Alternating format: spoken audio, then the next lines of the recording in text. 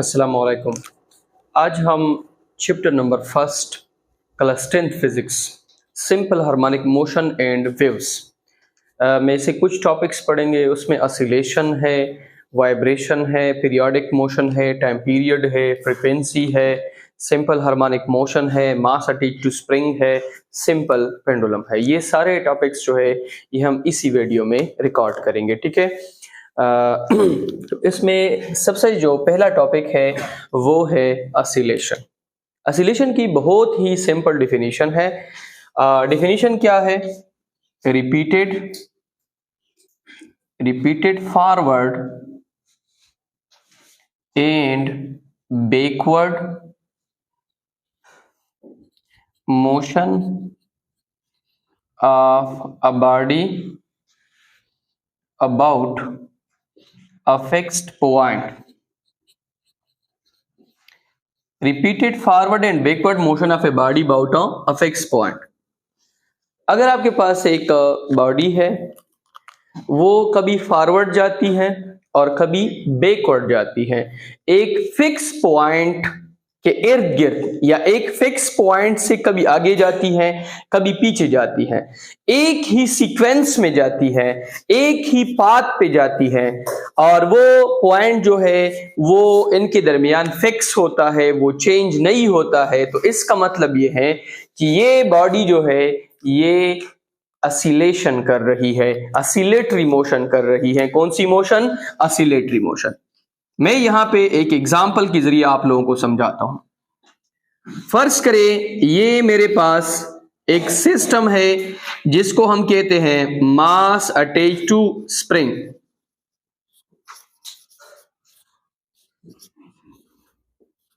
ये एक सिस्टम है जिसको हम क्या कहते हैं? मास अटैच्ड टू स्प्रिंग।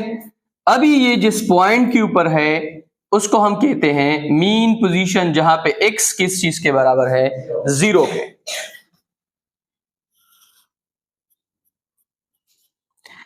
इसके बाद आपके पास जब मैं इसको थोड़ा सा इसके ऊपर फोर्स लगाता हूं और इसको मीन पोजीशन से कहां पे मूव करता हूं? एक नए पोजीशन पर। कहां पर? एक नए पोजीशन पे। ये अगर पॉइंट O है तो ये आपके पास पॉइंट A है, ठीक है। अच्छा,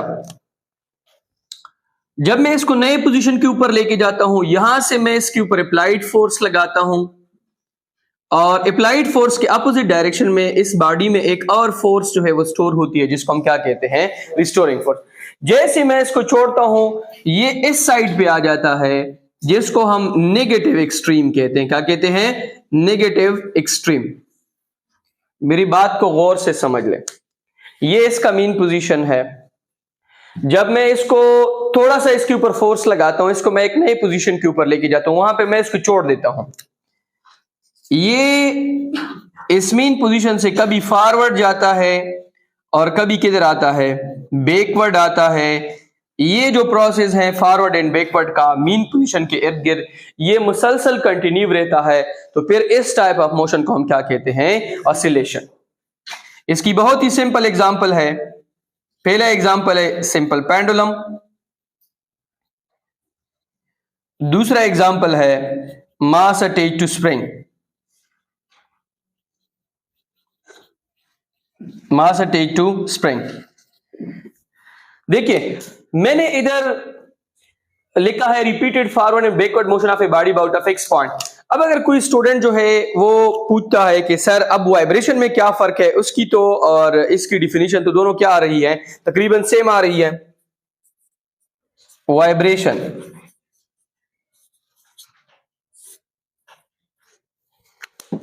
वाइब्रेशन की डिफिनीशन है to and fro motion of a body about a fixed point. To and fro motion of a body about a fixed point. ये repeated and forward backward motion of a body about a fixed point, इसकी और इसकी definition तो तकरीबन क्या है? Same है, एक ही मतलब है। तो याद रखे ऑसिलेशन जो है इसकी फ्रीक्वेंसी क्या होती है? लो। फ्रीक्वेंसी क्या होती है? लो। और वाइब्रेशन जो है इसकी फ्रीक्वेंसी क्या होती है, हाई। दोनों में मीन पॉइंट या मीन पोजीशन का जिक्र है, इक्विलिब्रियम पोजीशन का जिक्र है, लेकिन दोनों में जो फर्क है वो फ्रीक्वेंसी का है। वाइब्रेशन की फ्रीक्वेंसी ज्यादा है, ऑसिलेशन की फ्रीक्वेंसी क्या है, कम है। इसकी एग्जांपल्स में अगर आप वाइब्रेशन की एग्जांपल लिखना चाहते हैं तो motion of wire of A guitar है, ठीक है। मोबाइल की जो वाइब्रेशन है वो भी आपके पास क्या है, वो बी टू एंड फ्रो मोशन करती है। तो ये सारे आपके पास किसके एग्जांपल्स है, ये वाइब्रेशन के हैं। अब इसके बाद आपके पास आता है periodic motion.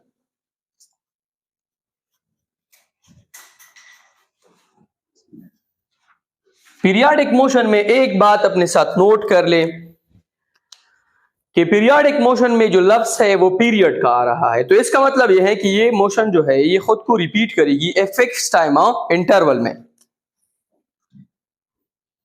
The motion which repeat itself in fixed time, एक ऐसी मोशन जो खुद को रिपीट करती है एक फिक्स टाइम में, उसको हम क्या कहते हैं, पीरियोडिक मोशन। कौन सी मोशन कहते हैं, पीरियोडिक मोशन। अब इसकी एग्जांपल क्या है,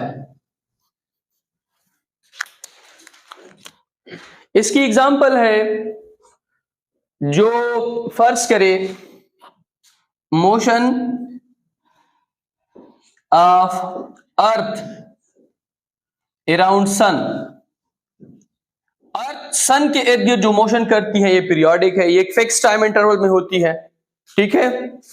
अर्थ अपनी स्पेनिंग जो है वो 24 आवर में कंप्लीट करता है और अपनी जो ऑर्बिटल मोशन है वो 365 डेज में कंप्लीट करता है।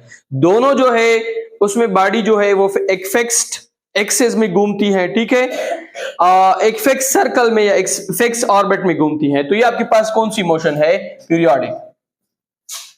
इसके और भी एग्जांपल्स हैं। एग्जांपल में आपके पास पीरियोडिक मोशन का जो है motion of a planet around sun, motion of a pendulum, motion of a earth around sun, uniform circular motion,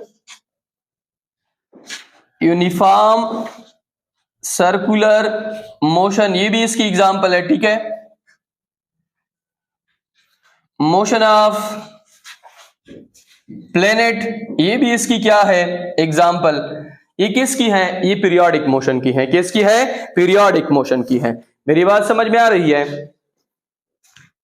अच्छा, ऑसिलेशन और वाइब्रेशन में फर्क फ्रीक्वेंसी का है। पीरियोडिक मोशन जो है उसमें एक शर्त लगी है, किसकी, टाइम की, कि ये जो मोशन है ये खुद को रिपीट करेगी एक फिक्स टाइम इंटरवल में। अब इसके बाद इसकी रिलेटेड कुछ टर्म्स है, क्या है, टर्म्स। जैसे कि उसमें जो पहला टर्म है वो है टाइम पीरियड। क्या है, टाइम पीरियड।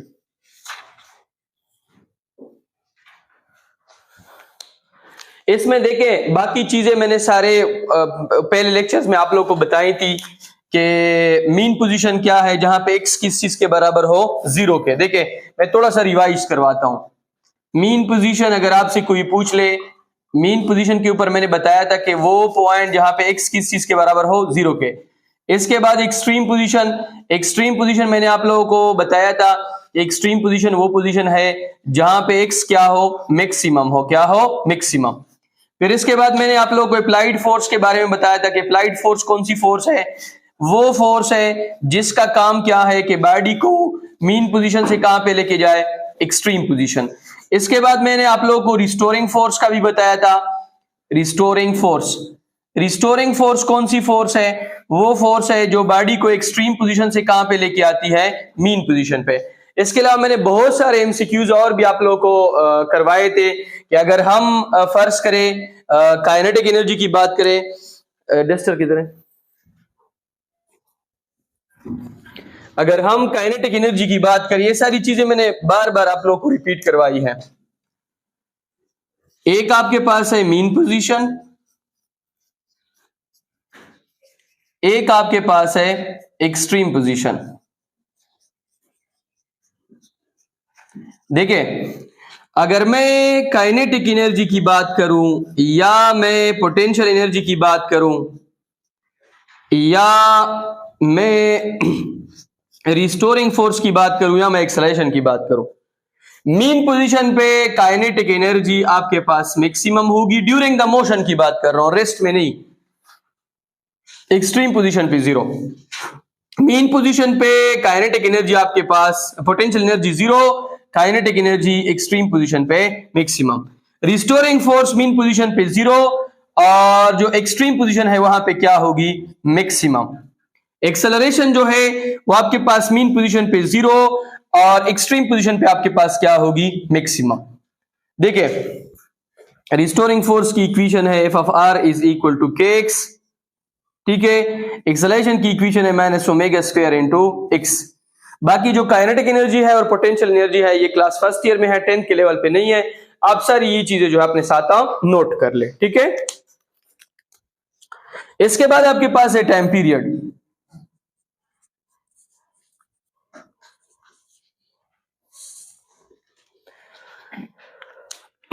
ये जो आपके पास मास अटैच टू स्प्रिंग है, ठीक है, मास attach to spring.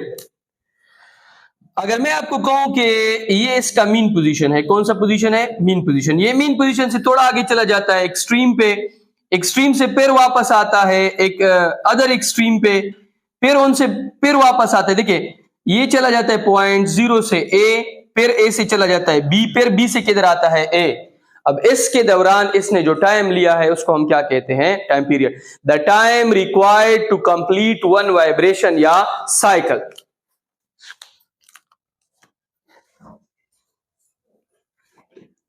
Time required to complete one vibration या साइकिल, वो टाइम जिसमें एक बॉडी एक वाइब्रेशन या एक साइकिल को कंप्लीट करती है उसको हम क्या कहते हैं, टाइम पीरियड। ये मेरे हाथ में जो पेन है ये अगर थोड़ा सा आगे चला जाए, फिर पीछे आ जाए, फिर यहां पे अपनी इनिशियल पॉइंट पे आ जाए, तो इस दौरान इसने जो टाइम लिया है इसको हम क्या बोलते हैं, टाइम पीरियड। अब टाइम पीरियड जो है उसकी रिप्रेजेंटेशन है, टाइम पीरियड को हम रिप्रेजेंट करते हैं कैपिटल टी से। किससे, कैपिटल टी से। टाइम पीरियड को हम रिप्रेजेंट करते हैं किससे, कैपिटल टी से।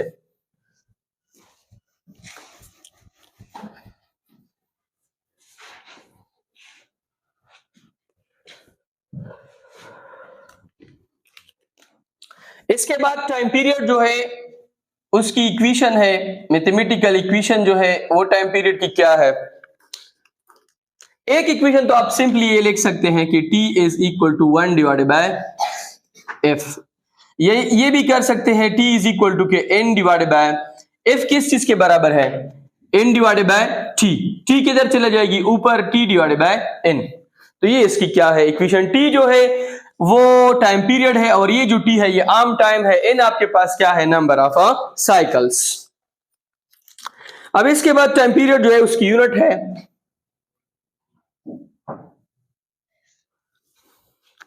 टाइम पीरियड की यूनिट आपके पास क्या है, second. Its unit is second. Time period की यूनिट क्या है, सेकेंड। टाइम पीरियड के बाद आपके पास है फ्रीक्वेंसी।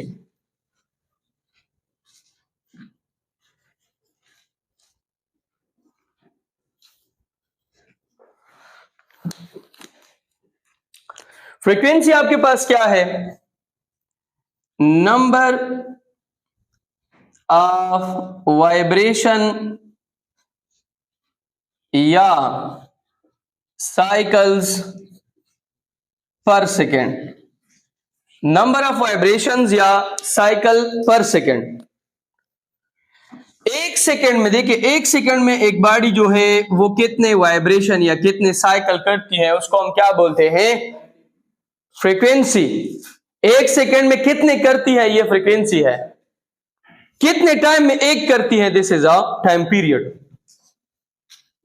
अब इसकी रिप्रेजेंटेशन है, मैं अगर आपको एग्जांपल दे दूं कि एक बंदा जो है वो एक सेकंड में 5 दफा 5 साइकिल करता है, तो ये इसकी फ्रीक्वेंसी है। अब मैं कहता हूं कि वो पूरा जो साइकिल है वो एक सेकंड मतलब कितने टाइम में करता है, this is it's time period, ये उसकी क्या है, time period. Frequency it is represented by small F. ये किससे रिप्रेजेंट करते हैं हम, स्मॉल एफ से। इसके बाद इसकी मैथमेटिकल फॉर्म है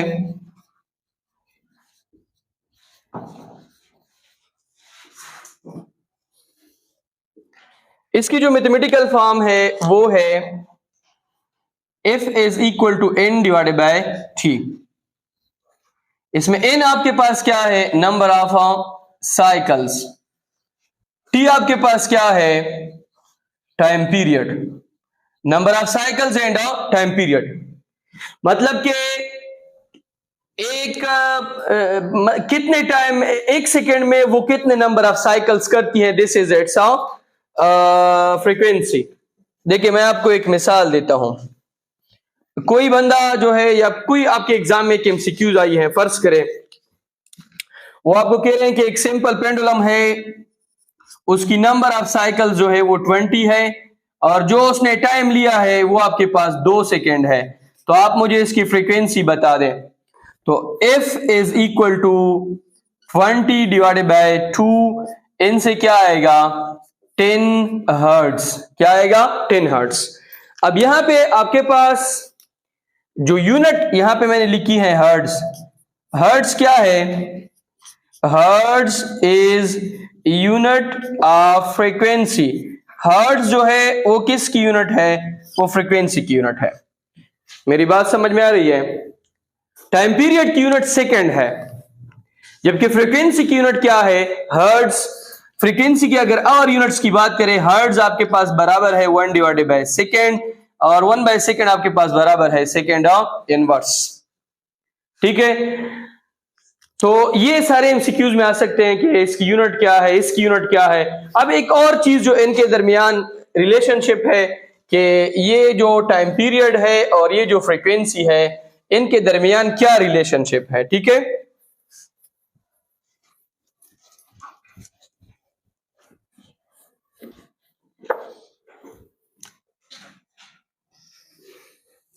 फ्रीक्वेंसी एंड टाइम पीरियड के दरमियान क्या रिलेशनशिप है, relationship between frequency and time period.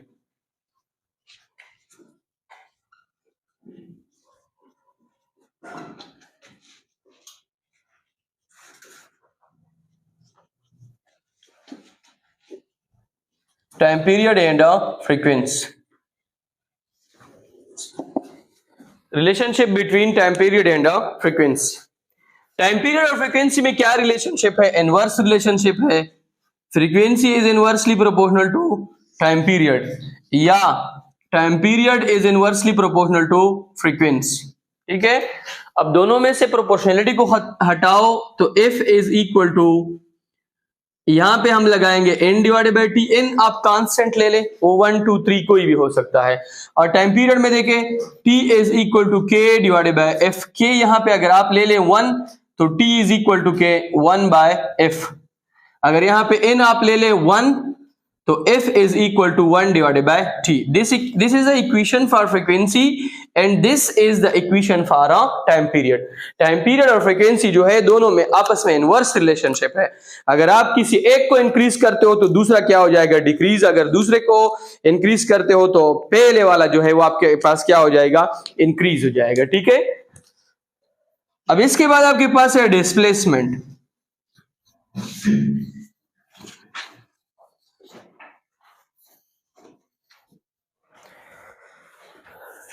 Displacement आपके पास क्या है, देखिए आपके पास ये एक सिंपल पेंडुलम है,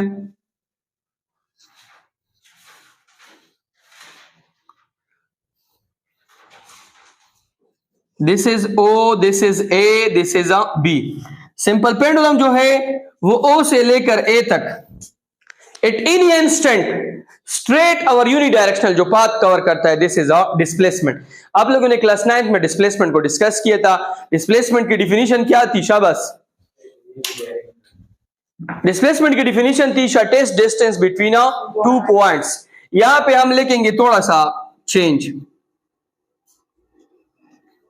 straight unidirectional distance from mean position to extreme position at any instant of time,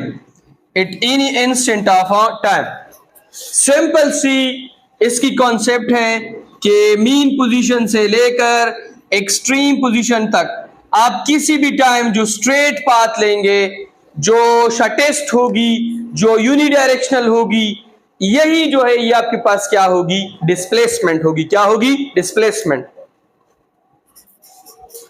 अब इसके बाद डिस्प्लेसमेंट की रिप्रेजेंटेशन है, इट इज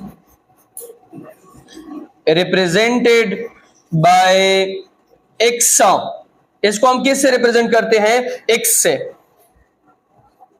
इसकी यूनिट है, इट्स यूनिट इज मीटर। इसकी यूनिट क्या है? मीटर। और मीटर को हम किससे रिप्रेजेंट करते हैं? एम से रिप्रेजेंट करते हैं। किससे? एम से।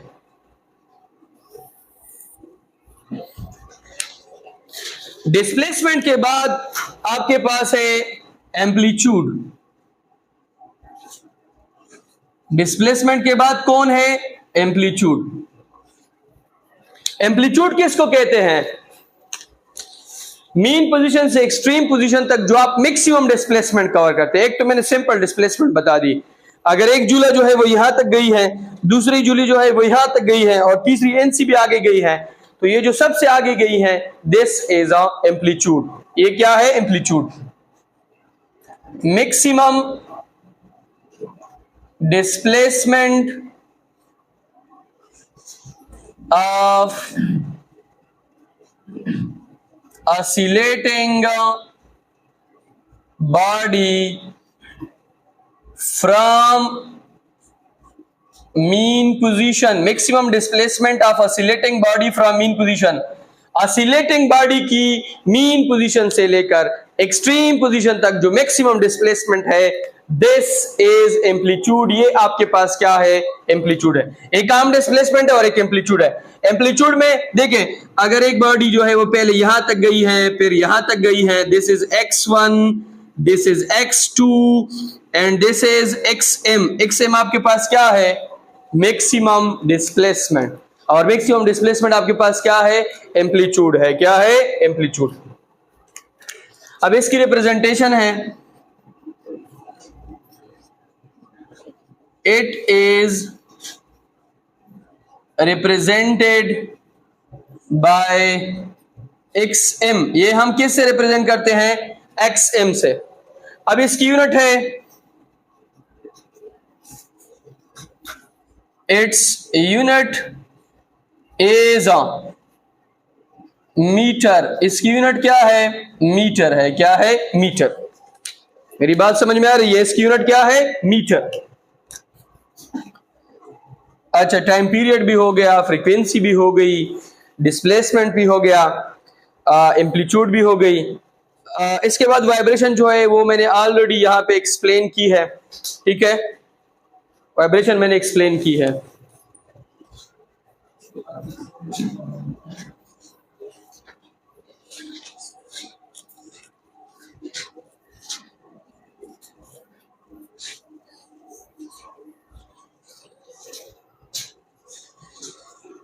अब इसके बाद आपके पास है simple harmonic motion.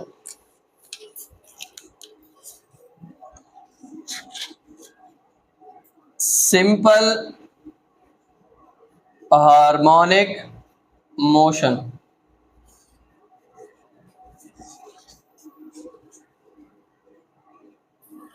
Simple harmonic motion एक स्पेशल टाइप ऑफ मोशन है। कौन सी मोशन है? Special type of motion.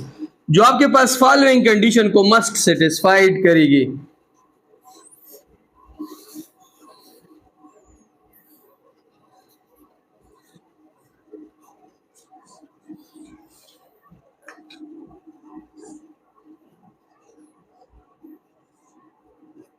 ये आपके पास एक सिंपल पेंडुलम है, ठीक है, इसको मैं एक्सट्रीम पे लेके गया हूं। दिस इज एक्सट्रीम,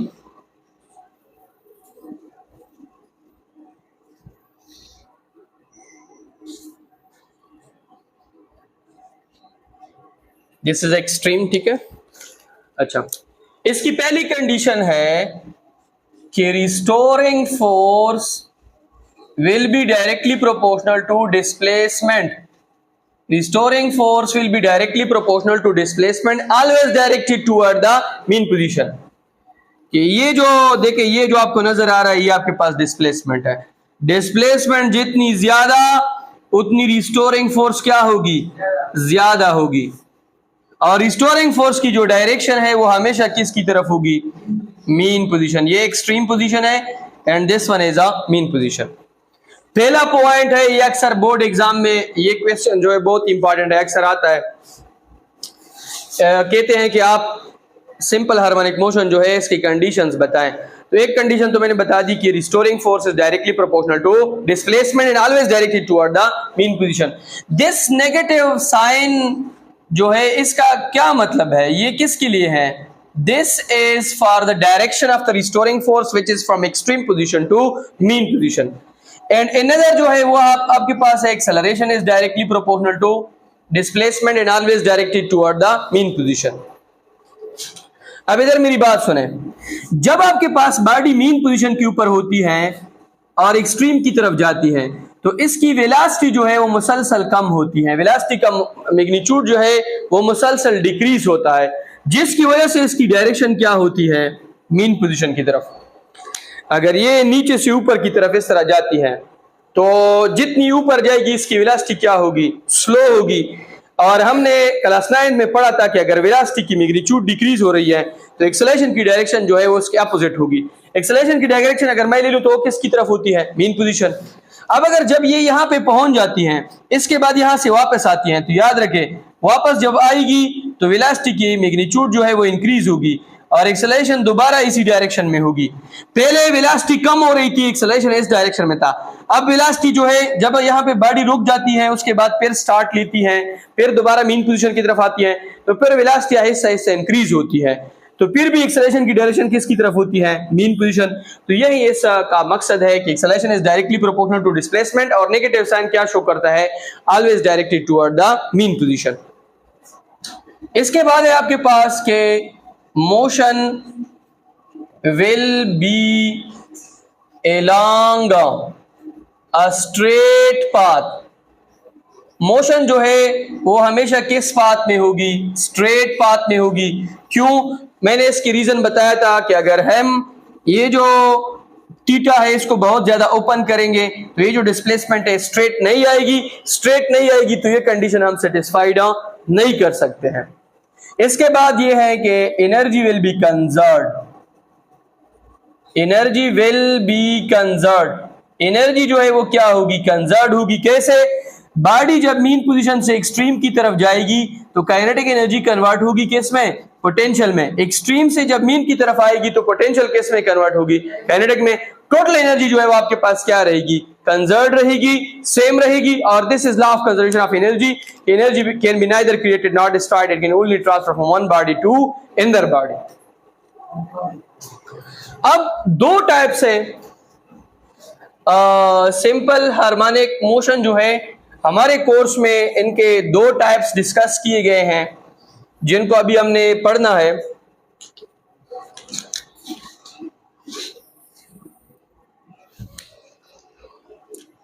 एक आपके पास है मास अटैच्ड टू स्प्रिंग और दूसरा आपके पास है सिंपल पेंडुलम। तो सबसे पहले हम डिस्कस करते हैं मास अटैच टू स्प्रिंग को। किसको? मास अटैच टू स्प्रिंग को। मास अटैच टू स्प्रिंग क्या है? ये एक सिस्टम है, ये एक सिस्टम है जिसमें क्या लगा है, एक आपके पास लगा है मास, एक सिस्टम जिसके पास एक लगा है आपके पास क्या, मास, एक आपके पास लगा है क्या, स्प्रिंग, और आपस में क्या है, अटैच है, और क्या परफॉर्म कर रहे हैं, सिंपल हार्मोनिक मोशन। तो हम इसको किस तरह डिफाइन करेंगे? A system consist of mass and spring attach to one another and perform simple harmonic motion. अब ये किस पॉइंट के ऊपर है? Mean position. एक्स किस चीज के बराबर है? 0। अगर मैं इसके ऊपर फोर्स लगाऊंगा तो इसको मैं एक नए पोजीशन के ऊपर लेके जाऊंगा जिसको हम क्या कहेंगे, एक्सट्रीम पोजीशन। ये कौन सा पोजीशन है? एक्सट्रीम। और ये कौन सा पोजीशन है? मीन। अब जब मैं इसको छोड़ूंगा तो ये वापस आएगा एक और पोजीशन पे जिसको हम क्या कहेंगे, negative extreme. This is negative extreme, this is positive extreme and this is mean position. ये कौन सी पोजीशन है? Mean position. जब मैं इसको मीन पोजीशन से इस डायरेक्शन में लेके जाऊंगा तो मैं इसके ऊपर लगाऊंगा अप्लाइड फोर्स, और इसके अपोजिट डायरेक्शन में कौन सी फोर्स होगी? Restoring force. जितनी डिस्प्लेसमेंट ज्यादा होगी उतनी रिस्टोरिंग फोर्स क्या होगी? ज्यादा।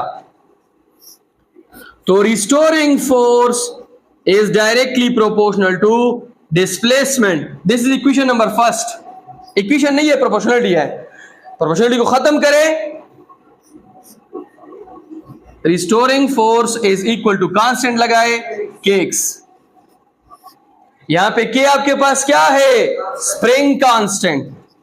अब के यहां से निकाले, k is equal to F restoring divided by x, F restoring divided by x. और के की यूनिट क्या है? के की यूनिट आपके पास है न्यूटन डिवाइडेड बाय मीटर। अगर आपसे कोई पूछे कि व्हाट इज के आपके पास है स्टिफनेस ऑफ स्प्रिंग, के आपके पास है स्टिफनेस ऑफ स्प्रिंग। और ये हमें क्या बताती है कि स्प्रिंग कितना हार्ड है और स्प्रिंग कितना सॉफ्ट है। क्या है? सॉफ्ट। ये हमें के बताती है। कौन बताता है? के। अब ये जो मैंने इक्वेशन लिखा है कि restoring force is directly proportional to x, this is also called Hooke's law. अगर आपको एग्जाम में आ जाए तो ये आपके पास हुक्स लॉ भी है। हुक्स लॉ कैसे है उसको अभी समझ लें, इधर देख लें। हम इसको इस तरह डिफाइन करेंगे, restoring force is directly proportional to extension in a spring. पहले मैंने कहा कि restoring force is directly proportional to displacement, लेकिन हुक्स लॉ में आप थोड़ा सा स्टेटमेंट अलग करेंगे। वो क्या है?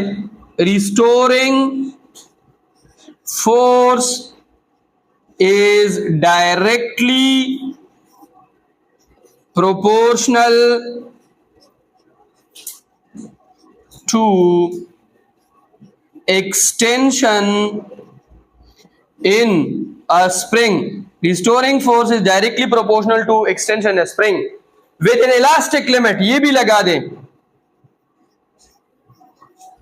With in elastic limit.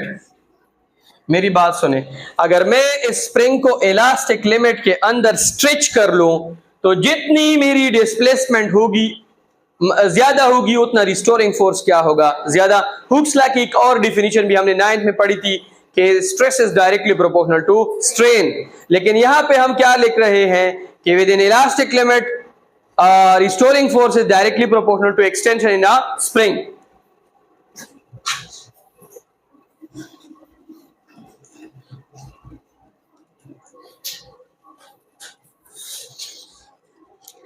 This is your equation number first. अब सेकेंड इक्वेशन को देख लें। न्यूटन सेकेंड लॉ के मुताबिक इफ आपके पास किस चीज के बराबर है? ma। देखें, मैं जब इसको यहां पे छोड़ूंगा तो ये वापस तो आएगा कि नहीं आएगा? इनर्शिया की वजह से। एक तो मेरे पास अप्लाइड फोर्स है, एक कौन सी फोर्स है? रिस्टोरिंग। ये आपके पास अप्लाइड फोर्स है। This equation number 2। अब आप सबको पता है कि जितनी आपकी अप्लाइड फोर्स होगी उतनी ही रिस्टोरिंग फोर्स पैदा होगी। जितना मैं यहां से ज्यादा जोर लगाऊंगा उतना वहां पे फोर्स क्या होगी, ज्यादा। तो इसका मतलब यह है कि आपके पास अप्लाइड फोर्स बराबर है किसके, रिस्टोरिंग फोर्स के। अप्लाइड फोर्स कितना है, MA, रिस्टोरिंग फोर्स कितना है, KX। लेकिन दोनों के दरमियान एक नेगेटिव साइन लगाओगे, क्यों, क्योंकि अपोजिट डायरेक्शन, जितना एक फोर्स होगा उतना दूसरा फोर्स भी होगा, दोनों का मैग्नीट्यूड बराबर होगा, डायरेक्शन क्या होगा, अपोजिट। अब MA इसको M पे डिवाइड कर लें, minus K divided by X into M, ये और ये cancel, A is equal to minus K divided by M into X। अब याद रखें यहां पे K कांस्टेंट है, M भी कांस्टेंट है, इसको हम एक और कांस्टेंट के बराबर लेते हैं जिसका नाम क्या है, ओमेगा स्क्वायर। ओमेगा स्क्वायर का मैंने रीजन भी बताया था, क्यों, क्योंकि दोनों की डायमेंशंस क्या है, सेम है। यहां पे पुट कर ले, A is equal to minus omega square x, constant और इज इक्वल खत्म कर ले, A is directly proportional to minus x. अब फर्स्ट कंडीशन आपके पास क्या हो गई, सेटिस्फाइड, और सेकेंड कंडीशन भी क्या हो गई, सेटिस्फाइड।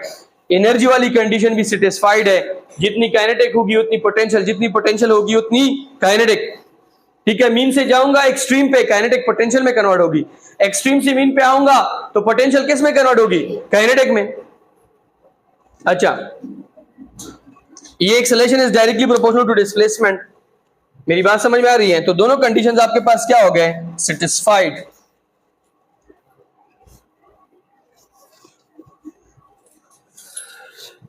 अब इधर देख लें, अब हम सबसे पहले इसकी टाइम पीरियड फाइंड करेंगे।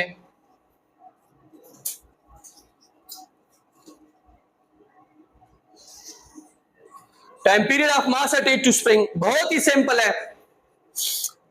वी नो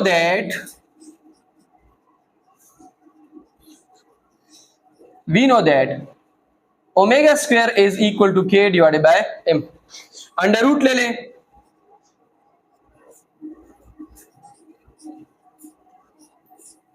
ये और ये आपस में कैंसल, तो ओमेगा आपके पास बराबर है K divided by M under the root, दोनों के ऊपर मैंने अलग अलग अंडर रूट लिखा है। This is equation number first. अब आप लोग पढ़ लोगे आगे क्लासेस में, एक तो हमारे पास आम वेलोसिटी थी delta S divided by delta T linear, एक हमारे पास वेलोसिटी थी एंगुलर, वो बराबर थी delta theta divided by delta T। This is angular velocity, कौन सी वेलोसिटी है, एंगुलर। अब अगर एक कंप्लीट साइकिल पूरा हो जाए तो इसमें एंगल कितना होगा, 2 पाई, और टाइम कौन सा होगा, T। अब आप क्या कर लें कि ओमेगा आपके पास बराबर आ रहा है 2 पाई डिवाइडेड बाय T, दोनों साइड पे T मल्टीप्लाई कर लें, ओमेगा ज़रबे T इज इक्वल टू के 2 पाई डिवाइडेड बाय T ज़रबे T, T और T कैंसल, तो omega T is equal to 2 pi, दोनों साइड पे अब क्या डिवाइड कर लें, ओमेगा, ये और ये कैंसल, तो T is equal to 2 pi divided by omega. This is equation number 2। अब ये जो ओमेगा की वैल्यू है इसको इसमें पुट कर ले, पुट इक्वेशन नंबर 1 इन 2, तो आपके पास क्या आ जाएगा, T is equal to 2 pi divided by K divided by M, M किधर चला जाएगा, ऊपर, तो T is equal to 2 pi M divided by K। ये आपके पास क्या है, टाइम पीरियड है किसका, मास अटैच्ड टू स्प्रिंग का। 2 MCQs इसमें से आप कर सकते हैं बड़ी सिंपली, कि time period is directly proportional to under root M, time period is inversely proportional to under root K। इसका मतलब यह है कि जितना मास ज्यादा होगा उतनी टाइम पीरियड क्या होगी, ज्यादा, जितनी स्प्रिंग कांस्टेंट ज्यादा होगी उतनी टाइम पीरियड क्या होगी, कम होगी। अब अगर हम मास को डबल कर ले तो याद रखिए time period under root 2 times क्या हो जाएगी, इंक्रीज। मास को अगर हम 4 टाइम इंक्रीज कर ले तो टाइम पीरियड क्या हो जाएगी, डबल हो जाएगी। K को अगर हम डबल कर ले तो याद रखिए टाइम पीरियड जो है वो under the root K times क्या हो जाएगी, डिक्रीज। अगर K को हम 4 टाइम्स इंक्रीज कर ले तो याद रखिए टाइम पीरियड क्या हो जाएगी, हाफ हो जाएगी, क्या हो जाएगी, हाफ। अब इसमें और क्वेश्चन आ सकते हैं, मास आपके पास गिवन है 10 kg, फॉर एग्जांपल के भी आपके पास गिवन है 10 न्यूटन पर मीटर, तो टाइम पीरियड निकाल ले, बहुत ही सिंपल है, यहाँ पे पुट कर ले, इजीली यहां से क्या कर सकते हैं, निकाल सकते हैं।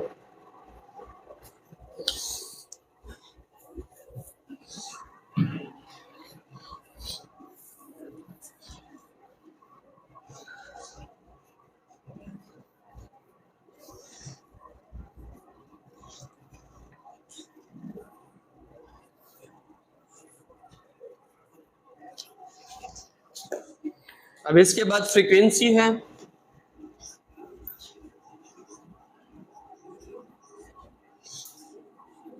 फ्रीक्वेंसी की देखिए, अगर कोई आपसे पूछ ले कि फ्रीक्वेंसी जो है उसका इक्वेशन क्या है, तो वो है F is equal to 1 divided by T। T आपने ऑलरेडी निकाली है, इसको वहां पे पुट कर ले, तो F is equal to 1 divided by 2 pi into m divided by k। k किधर चली जाएगी, ऊपर, तो F is equal to 1 divided by 2 pi into k divided by m under the root. ये आपके पास क्या है, फ्रीक्वेंसी का इक्वेशन है। चूंकि फ्रीक्वेंसी और टाइम पीरियड आपस में इनवर्स है, तो यहां पे देखिए फ्रीक्वेंसी दो चीजों के ऊपर डिपेंड करती है। Frequency is directly proportional to under root k, frequency is inversely proportional to under root m। तो ये दो आपके पास इसमें मेन कॉन्सेप्ट्स है। Frequency depends upon spring constant and also on the mass attached to spring. इन दो के ऊपर क्या करती है, डिपेंड करती है। टाइम पीरियड मास के साथ डायरेक्टली रिलेशन है, फ्रीक्वेंसी का k के साथ डायरेक्ट रिलेशन है। Time period inversely proportional to k है, जबकि frequency inversely proportional to mass है। तो इसमें आपको इस तरह के आपको बहुत सारे एमसीक्यूज जो है वो यहां से आ सकते हैं। अगर यहां से कोई आपको कहे कि मास का इक्वेशन निकाल ले, तो बड़ा सिंपल इक्वेशन है, m is equal to k t divided by 4 pi r square. इस तरह मास की इक्वेशन है, किसकी इक्वेशन है, मास की। अब इसके बाद आपके पास है सिंपल पेंडुलम।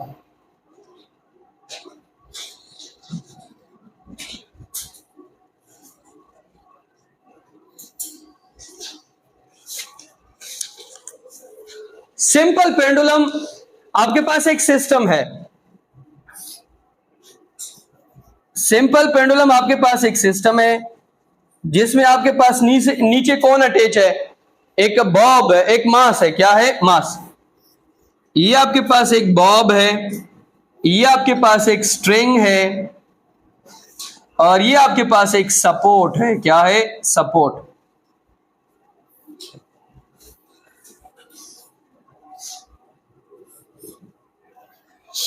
देखिए सिंपल पेंडुलम की अगर आप डिफिनीशन लिखना चाहते हैं तो किस तरह लिखोगे, अ system consist of heavy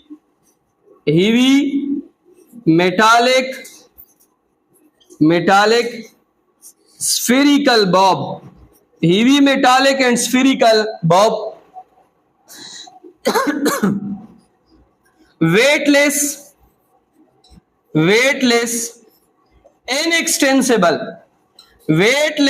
inextensible string, ठीक है,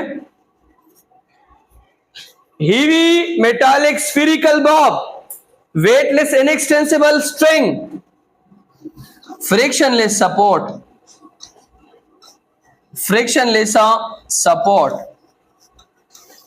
तो ये आपके पास क्या है, सिंपल पेंडुलम।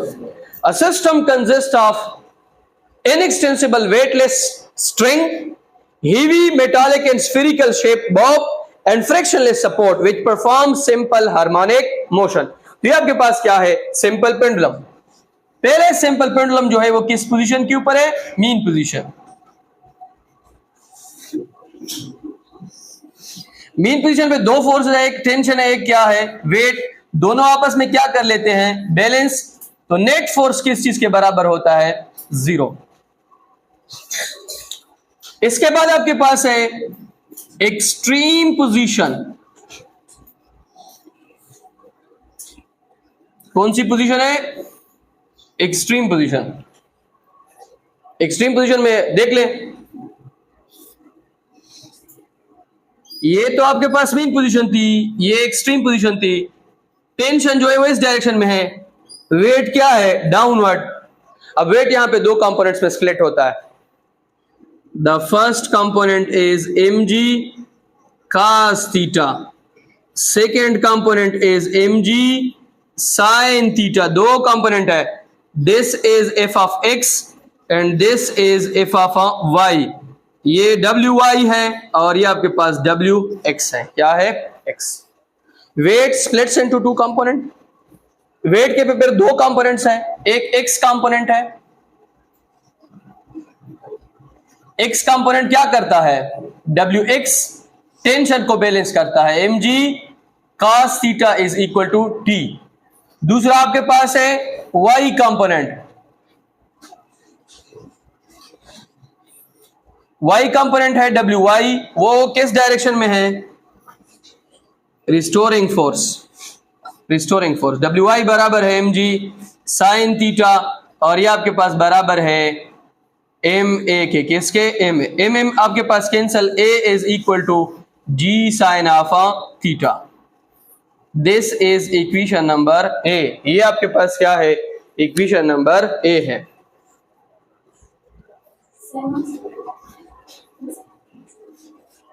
क्या करूं?